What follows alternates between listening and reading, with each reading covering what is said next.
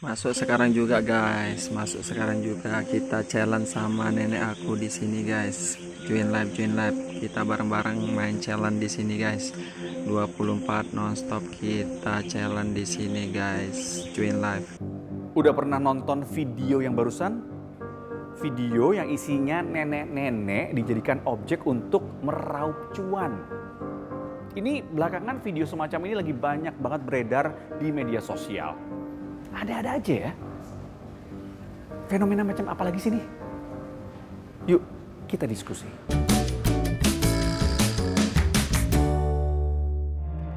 Terima kasih banyak.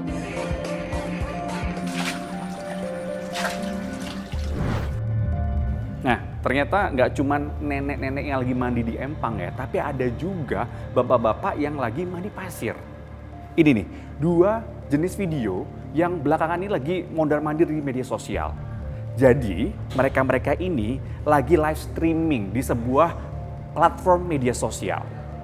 Dan mereka ini akan terus rela berulang-ulang melakukan hal yang sama, berharap penontonnya meningkat. Semakin meningkat penontonnya, mereka akan rela berjam-jam melakukan hal yang sama. Gak cuman jumlah penonton yang meningkat, mereka juga mengharapkan para penonton yang menonton ini nantinya memberikan imbalan berupa gift. Giftnya ada bentuk mawar, ada bentuk singa, ada juga koin, macam-macam. Dan gift ini nantinya bisa diuangkan, yang jika diuangkan jumlahnya bisa mencapai jutaan rupiah. Kenapa sih, Nek? Kok mau? Pendapatan, uang, Trigger uang. Iya, Oh ini karena uang. uang, karena tidak punya uang, tidak punya sawah. Apa jadi keran belanja. Udah dapat bayaran? Hah? Udah dapat bayaran? Udah dapat. Berapa dapatnya, Bu? Kalau ada orang yang kasih dari sana banyak, kalau tidak ada sedikit. Kami sempat juga nih mewawancarai sang konten kreator. Karena penasaran, sebenarnya berapa sih pendapatan para pemeran ini? Katanya nih, mereka ini melakukan tanpa dipaksa. Murni dari kemauan masyarakat sih, terutama bagi yang membutuhkan. Kita tidak pernah memaksa soalnya. Yang mau aja ikut, ya ikut gitu. Kita tidak pernah memaksa. Datang sendiri ke sini untuk ikut live gitu. Berapapun hasilnya saya tidak peduli, yang penting saya sudah ikut gitu katanya. Sekali ngonten bisa pendapatannya kadang-kadang kalau lagi sepi 200 itu bersihnya. Kalau 2 jam 3 jam itu berarti FYP di TikTok. Akhirnya kita maksimalkan, sekali-kali dapat uang gitu. Saya kasih interogasi, kasih penerangan lah sama yang pemain yang ikut. Kalau bisa dilanjutin sampai 2 jam, ini akan kita dapat uang lebih banyak lagi gitu. Akhirnya dimaksimalkan sampai 2 jam gitu, sebelum diganti sipnya, ibarat kayak sip-sipan gitu. Menggiurkan ternyata ya. Ya iyalah kalau enggak mana mau ya kan. Nah ini jadi seolah-olah tersiksa nggak apa-apa deh. Toh imbalannya sepadan. Menurut kamu gimana? Kurang terdidik juga ya, karena itu kan sama aja kayak mengemis-ngemis gitu kan, cuman di online gitu aja sih. Menurut saya sih kurang baik sih kalau untuk saat ini ya. Menurut saya sih terlalu berlebihan ya kalau untuk bikin konten-konten kayak gitu. Ya mungkin itu dia berusaha mencari pendapatan, tapi ya mungkin bisa dengan cara yang lain. Pesan saya ya mendingan cari kerjaan yang lebih baik aja sih. Nah, saya kurang setuju Mbak terkait konten itu, kan kayaknya ada eksploitasi. Apalagi itu ibunya katanya ya. Kurang mendidik aja sih. Ya cari uang lewat konten oke lah, tapi yang masih ada nilai-nilainya. Kalau kata Bu Menteri Sosial Tri Risma hari ini, itu bisa ditangkap polisi itu. Itu kan sama saja memperalat orang, ya kan? Mempekerjakan orang. Itu bisa ditangkap polisi. Gak cuma komentar, Bu Menteri Risma langsung mengeluarkan surat edaran untuk menindak maraknya ngemis online. Surat edaran Menteri Sosial nomor 2 tahun 2023 ini tentang penertiban kegiatan eksploitasi dan atau kegiatan mengemis yang memanfaatkan lanjut usia, anak, penyandang disabilitas, dan atau kelompok rentan lainnya. Di surat edaran ini juga meminta pemerintah daerah dan masyarakat untuk melaporkan kepada kepolisian atau Satpol PP, Satuan Polisi Pamong Praja, apabila menemukan kegiatan mengemis dan atau eksploitasi para lanjut usia, anak, penyandang disabilitas, dan atau kelompok rentan lainnya. Oh ya, ternyata ada loh aturan yang bisa menjerat para pelaku ngemis online semacam ini.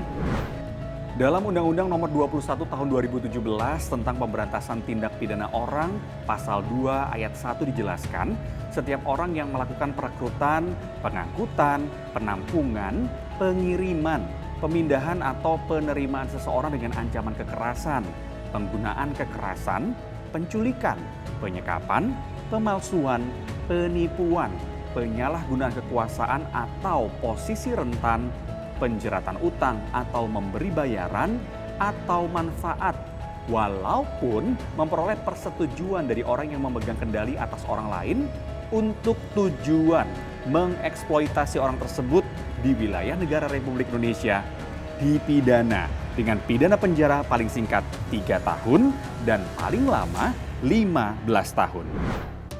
Nah kan, udah ada aturannya. Jadi ini sebenarnya fenomena apa ya? Kalau saya mengkategorikannya sebagai problem sosial aja ya. Tapi memang mediumnya baru, jangkauannya lebih banyak, ternyata menghasilkan, lalu kemudian takutnya diikuti oleh lebih banyak lagi. Tapi di sisi lain saya juga mencurigainya gini, ini bisa jalan ketika memang ada yang memberikan hadiahnya gitu ya, untuk atas dasar motivasi apapun. Kadang-kadang mungkin karena kasihan, memang karena tersentuh.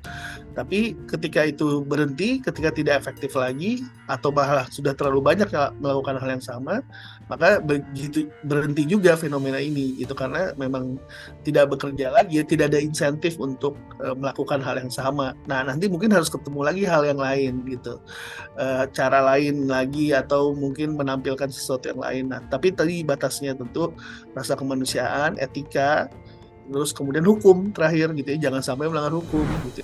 Terus gimana dong? Biar nggak ada lagi nih fenomena semacam ini. Ya jangan memberikan dana dong, misalnya itu satu. Yang kedua, sebenarnya dari pemilik platform pun bisa punya aturan yang lebih clear ya, atau lebih jelas, tidak melanggar hukum. Sudah pasti tidak melanggar hukum menurut saya, selama tidak ada eksploitasi, tidak ada paksaan. Sebenarnya bukan urusan pemerintah gitu, tapi mungkin masing-masing platform ya, bukan hanya TikTok tapi Facebook, platform Instagram miliknya Facebook juga, lalu mungkin Twitter, dan nanti mungkin akan ada lagi yang baru macam-macam. Selama misalnya mereka bilang ketika ada konten yang mencederai rasa kemanusiaan, maka kita akan take down. Fitur untuk bisa memberikan hadiah, gift dalam tanda kutip berupa sawer ini hanya untuk yang sifatnya seni misalnya, atau yang mementingkan rasa kreativitas. Kalau dia tidak melakukan apa-apa tapi kemudian meminta-minta, itu kami akan take down. Itu bisa banget sebenarnya dilakukan oleh pemilik platform ya. Clear ya? Jadi untuk memerangi konten-konten negatif semacam ini, memeranginya ini nggak cukup cuma dengan kampanye imbauan aja. Caranya harus menegakkan aturan dan satu lagi nih, memviralkan konten-konten lain yang positif, yang berfaedah. Jadi harus dilawan dengan yang kontra. Oke? Sampai di sini diskusi. Sampai jumpa.